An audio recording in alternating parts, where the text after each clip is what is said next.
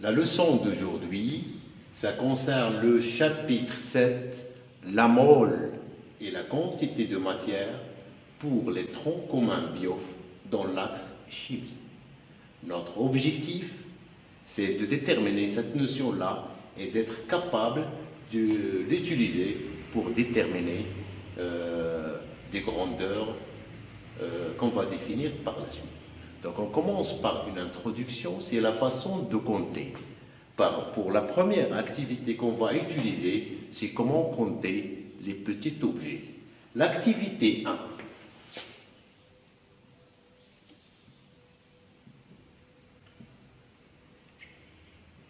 On essaye de trouver une réponse approximative et simple de la question suivante. Quel est le nombre de grains de riz dans une boîte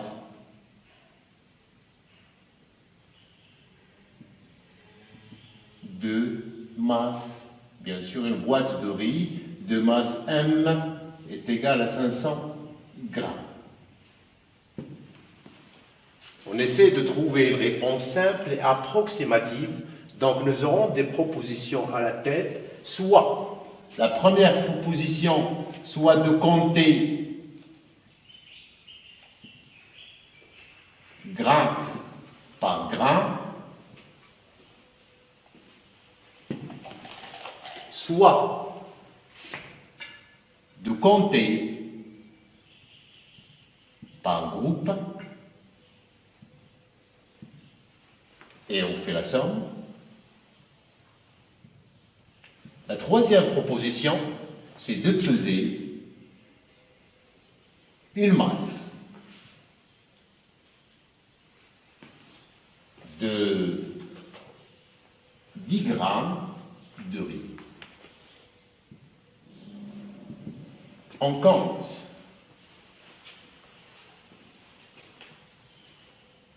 le nombre de grains et on utilise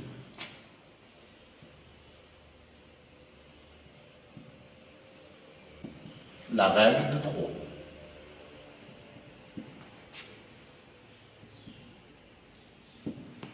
Donc nous avons 3 propositions à vérifier quelle est la plus simple. Je pense la première, c'est beaucoup plus difficile à rester à compter le nombre de grains dans 500 grammes, ou bien de les compter par groupe. J'essaie facilement de vérifier. La troisième, c'est de peser un grain. Donc c'est une expérience qui est facile à faire. On pèse à l'aide d'une balance électronique le 10 grammes de riz et on essaie de compter le nombre. Bon, expérimentalement, c'est beaucoup plus facile, c'est une vingtaine de grains. Et puis, en utilisant la règle de 3, on va en déduire, donc la règle de 3, dans 500 grammes, le nombre de riz, ou bien de grains de riz, est N. Alors, le nombre, j'essaie, donc ici c'est simple à prendre, donc ça diffère, parce que les grains n'ont pas le même volume. Donc N est égal 500 fois 20 sur 10. Donc ici, pour calculer facilement, 10 puissance 3, à peu près. Donc, l'objectif de cette activité, c'est de compter le nombre de grains de riz dans un paquet de 500 grammes facilement. Ça veut dire, nous voulons arriver à l'idée suivante, que peser un échantillon, ça facilite de faire le comptage. Donc, à partir de cette proposition-là, on peut en déduire, on peut conclure que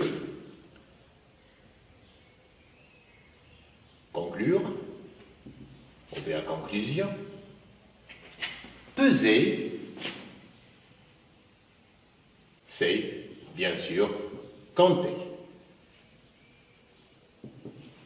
Donc l'objectif de cette activité-là, le décompte est facile en utilisant, par exemple, la masse, en utilisant une technique qui est plus simplifiée. Mais ce qui nous intéresse, nous, c'est d'appliquer les mêmes démarches pour compter les atomes.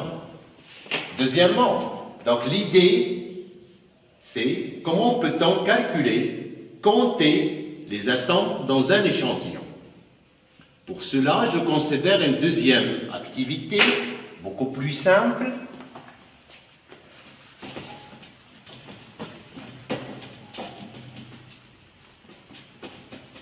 Donc on a l'habitude de compter facilement, mais si le nombre est assez grand, le décompte devient beaucoup plus difficile.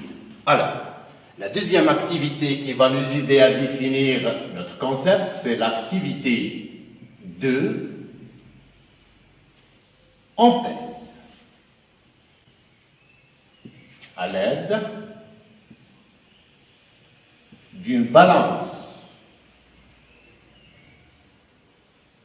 électronique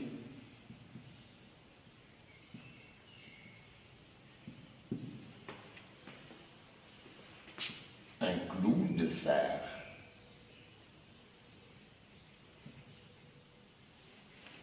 Le fer, qui est un échantillon qui contient les atomes dont le symbole qui représente le noyau, c'est F, IE, 56, 26. Alors, la valeur de la masse expérimentale obtenue au cours de cette mesure-là, M, la masse du clou, est égale à peu près 7 grammes. Alors, comment compter le nombre d'atomes? La question fondamentale ici, c'est toujours quel est notre objectif, quel est le nombre d'atomes dans cet échantillon-là. Pour nous, l'échantillon d'étude, c'est le clou. On va procéder de la même manière. On va calculer la masse d'une unité qui est un atome. La masse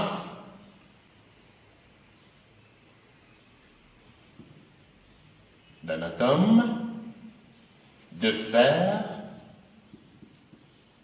dont la représentation symbolique de son noyau 56, 26, la relation est déjà connue. La masse d'un atome de fer 56, 26, on vous rappelle la formule est égale le nombre de protons 26 fois la masse du proton plus le nombre de neutrons qui est 56 moins 26 fois la masse du neutron, plus, puisque l'atome est neutre, le nombre de protons est égal au nombre de neutrons, plus 26 protons qui gravitent autour du noyau électron.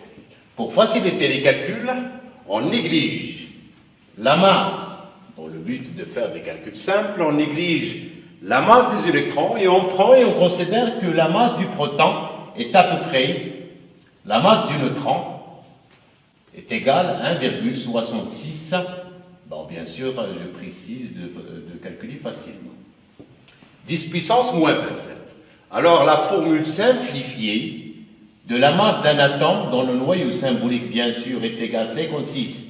26 est égal à 56 fois la masse du proton ou la masse d'un nucléon.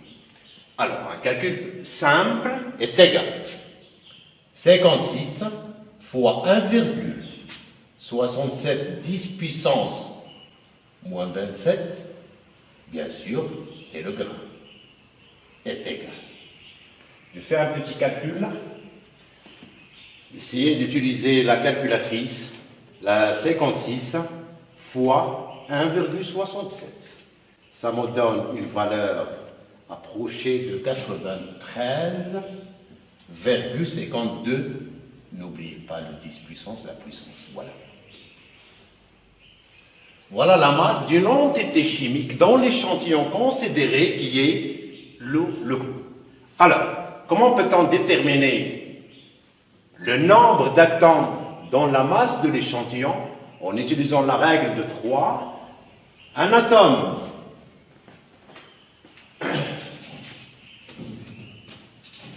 a une masse, un atome a une masse de 93,52 10 puissance moins 3, moins 27 kg, je pense à la conversion. Je suppose qu'un atome dans l'échantillon étudié qui est 7 grammes. Mais attention, au cours de l'utilisation de la règle de 3, n'oubliez pas à utiliser les mêmes unités. Donc au cours de mes calculs, n, le nombre d'atomes, est égal à 7. Je fais la conversion. 10 puissance moins 3, un rapport doit être exprimé en même unité. 93, et vous voyez que c'est un nombre 10 puissance moins 27.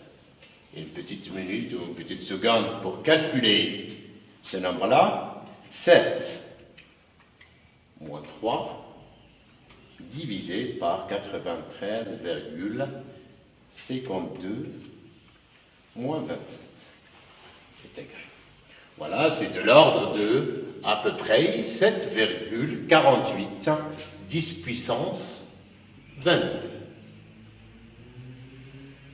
Donc vous voyez que la première déduction, qu'un petit clou d'une petite masse contient un nombre énorme d'atomes.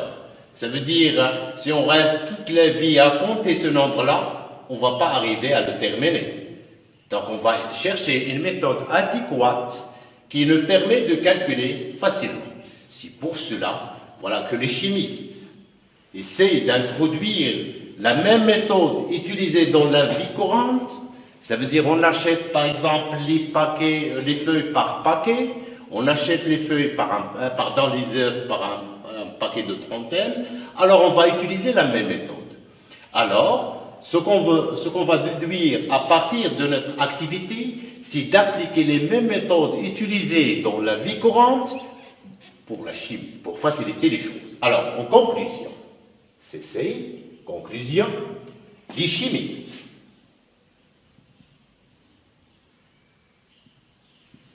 préfèrent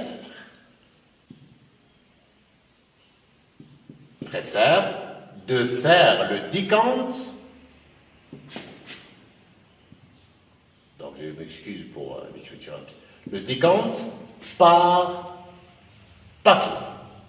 Ce qui reste, on va se mettre d'accord sur le nombre d'entités que va contenir ce paquet. Alors, d'où le nom, les chimistes appellent ce paquet chimiste la mole.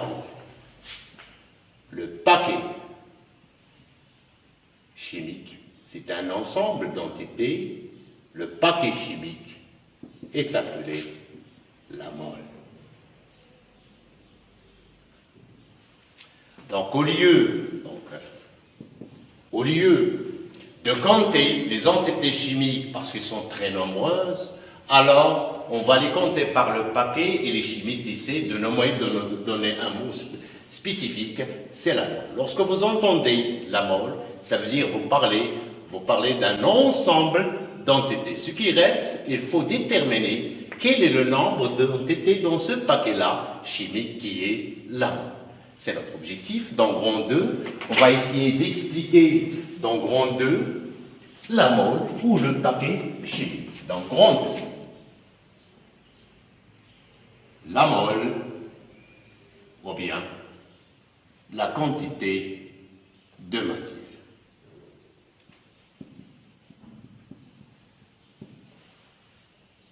Et je commence à donner la définition adoptée par le système international, petit a, définition.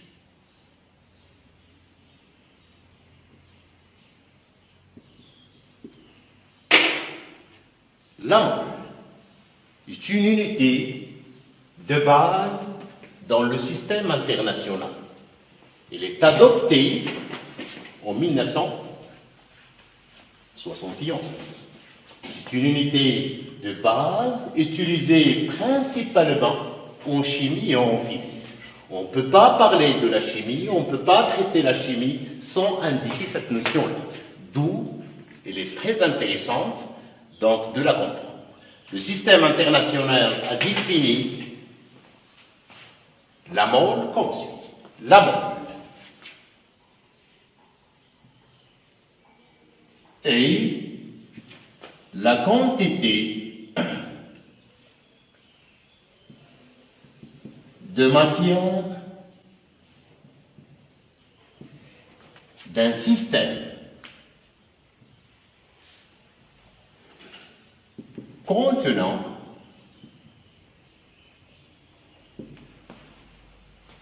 contenant autant d'entités chimiques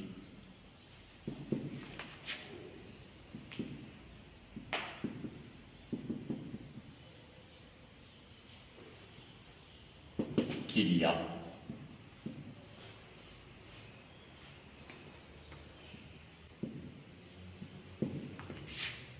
dans une masse. M est égal à 12 grammes du carbone 14. Pardon, du carbone 12, je m'excuse. Je répète la définition du système international. Donc la quantité, la mole est la quantité de matière d'un système contenant autant d'entités chimiques qu'il y a dans une masse de 12 grammes du carbone 12. Donc cette définition-là nous permet de calculer le nombre d'atomes dans un échantillon de carbone de 12 grammes. Alors on va procéder de la même manière pour définir ce nombre-là. Voilà. On considère là, pour répondre à cette définition, à votre niveau, on considère un échantillon de carbone de masse est égal à 12 grammes, donc la même procédure qu'on a fait pour le clou. Donc, je ne répète pas de calculer la masse d'un atome. La masse d'un atome de carbone dont la représentation symbolique de son noyau, C12,6, est égale à 1,993 10 puissance moins 23 grammes. Alors, toujours en utilisant la règle de 3, un atome a une masse de 1,993 10 puissance moins 23 grammes. Alors l'échantillon considéré, la référence 12 grammes, contient X atomes. D'une façon simple, on peut calculer ce nombre-là, X est égal à 12. J'espère que les calculs sont faciles à faire. 1,993 10 puissance moins 23, à peu près un nombre, 6,02 10 puissance 23 atomes. Alors, le paquet de référence considéré par le système international, c'est un paquet d'entités chimiques qui contient 6,02 10 puissance 23. Donc, lorsqu'on parle d'une mole, on parle d'un paquet chimique qui contient 6,02 10 puissance 23, en général, entités chimiques.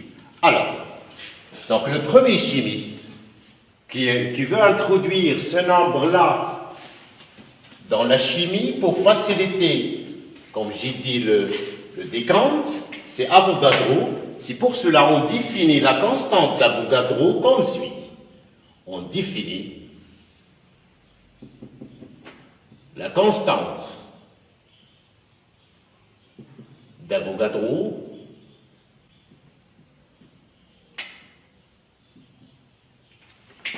Na, qu'on note souvent Na, c'est le nombre d'entités 6,02 10 puissance 23 mol moins 1 pour dire que chaque mol d'entité contient 6,02 10 puissance 23 entités chimiques. Alors, pour vous dire maintenant une petite définition beaucoup plus simple, alors, la mole est un échantillon qui contient 6,02 10 puissance 23, c'est une définition qui est équivalente à celle-là. Donc, pour la maîtriser facilement, autrement, on peut dire, si vous voulez, donc on peut dire d'une façon beaucoup plus simple, la mole est quoi? Est un échantillon qui contient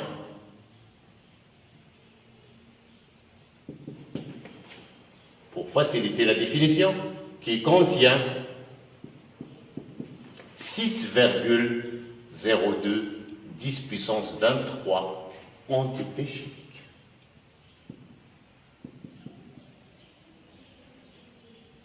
Bon, entités chimiques, atomes, molécules, ions, etc. Alors, jusque-là, on a essayé de donner, selon le système international, la mole, disons une mole d'atomes, ça veut dire un échantillon qui contient 6,02 10 puissance 23 atomes. Une mole de molécules, c'est 6,02 10 puissance 23. Alors, pour continuer la leçon, on a défini jusque-là la définition de la mole. Maintenant, on va essayer de lier le nombre d'entités dans un échantillon avec le nombre de moles de cet échantillon. Donc, deuxièmement,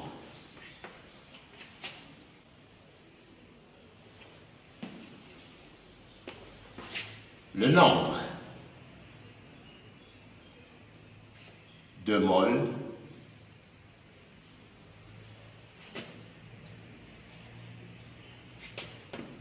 dans un échantillon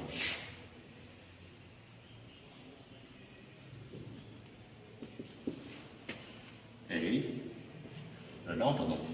Ça veut dire la relation qui existe entre le nombre de moles dans un échantillon et le nombre d'entités. Bien sûr, chimique.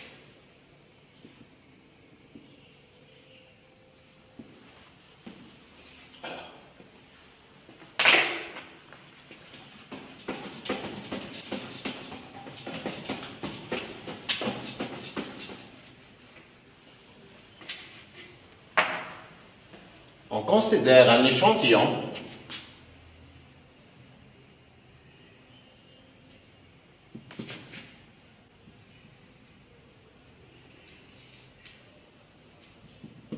qui contient une entité.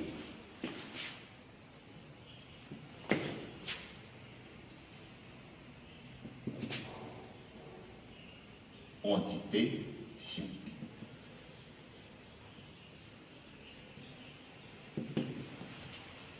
Je désigne par petit m, on désigne par petit m le nombre de moles ou la quantité de matière de l'échantillon.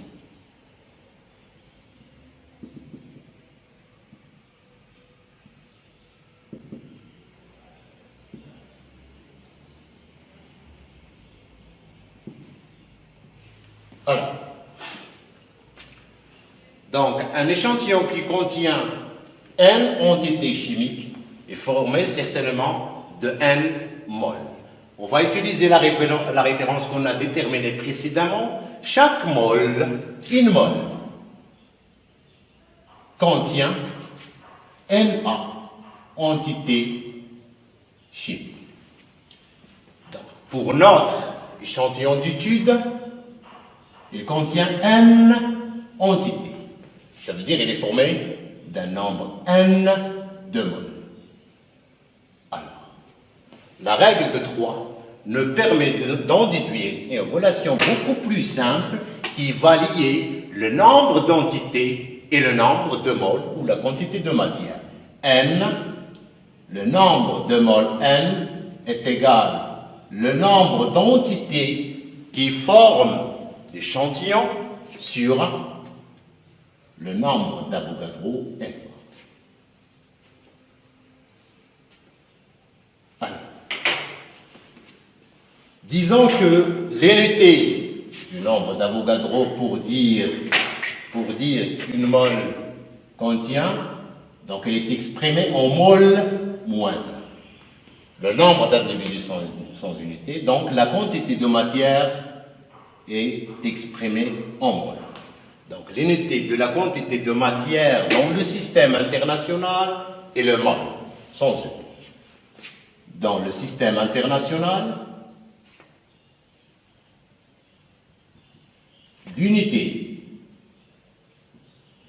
de N, bon, vous savez d'abord que c'est N, est la mole, le symbole mol.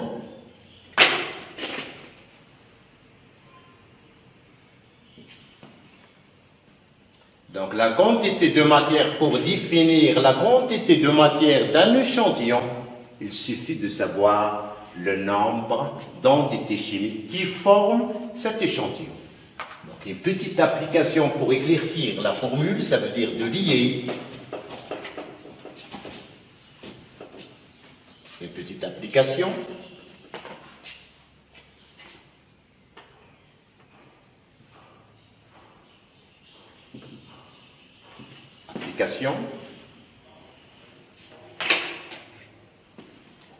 Un échantillon,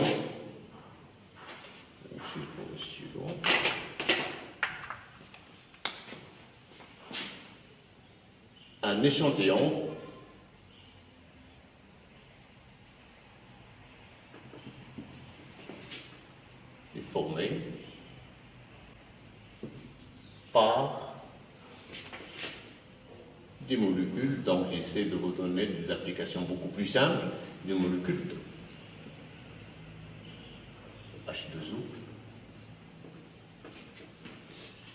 Sa quantité de matière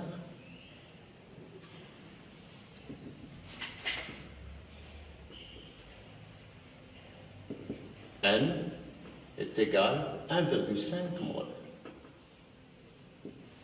Quel est le nombre de molécules dans cet échantillon-là? C'est beaucoup plus simple, il suffit d'appliquer. Connaissant maintenant le nombre de moles, on peut en déduire. Donc, la question c'est quel est le nombre de moles de molécules dans cet échantillon-là, formé seulement des molécules d'eau. En appliquant la relation qu'on a établie précédemment, donc N, le nombre de molécules d'eau est égal le nombre de moles de l'échantillon fois la constante d'Avogadro, N. Alors, est égal 1,5 fois 6,02 10 puissance 23 est égal. Donc, l'objectif de l'application là, c'est de montrer que c'est simple de procéder avec la quantité de matière que d'utiliser le nombre de particules. 1,5 fois 6,02 23 est égal 9,02 10 puissance 23 molécules.